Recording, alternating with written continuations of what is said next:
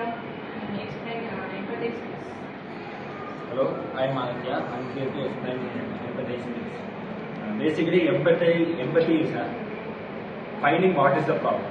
So here the problem is a group of teens studied about students and they learning information theory. In that there are many topics like entropy. In that entropy there are two types. One is joint entropy and this conditional entropy.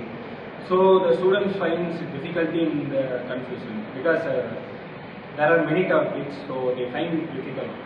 So there are many mathematical problems to study.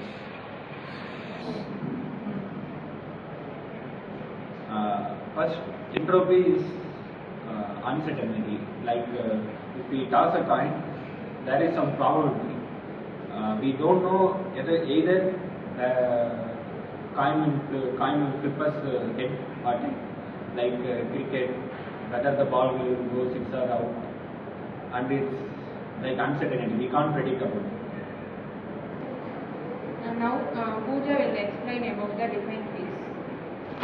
The defined phase is going to be how we are going to approach the problem. So we take an example of uncertainty as ordering a food in a Zomato or Swiggy. When you try to order food in Zomato or Swiggy, they list the nearby restaurants, but you don't know whether the food will arrive on time or it will be a delay. So it is a good example of coming to know about uncertainty.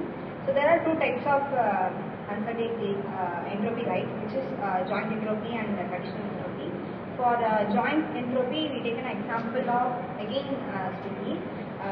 We already know that there is going to be a traffic in your city. Then it is going to be summer or rainy, means the delivery person make an time delay of more than 10 minutes or 20 minutes along with the listed timing. So it will be considered as a joint entropy. Then we take the conditional entropy, means let's take the weather is rainy already. So we know that it will not come in on time. So it is an example of conditional entropy. So in both cases, we know that it will be a delay or it can come. 50% chances said it as entropy. Start. The formula for entropy for this food.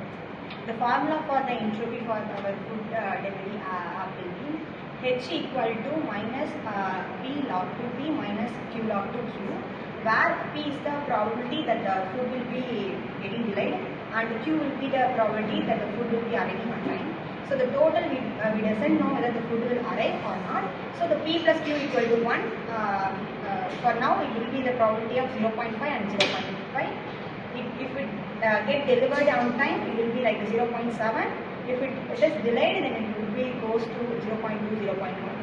That's it. Start. In this DT video, Raghavi will going to explain about the ideal phase. Let me talk about the ideal here. I'll take real-time example for counting the marks in online exams. So, as for the entropy, if students is waiting for the results in online portal or college university, let's take an example for entropy. So, there is a chance of getting pass or fail. So, here the entropy is like suppose pass or fail. He can get pass or even a fail. So, let's talk about the joint entropy. Joint entropy is about two events here.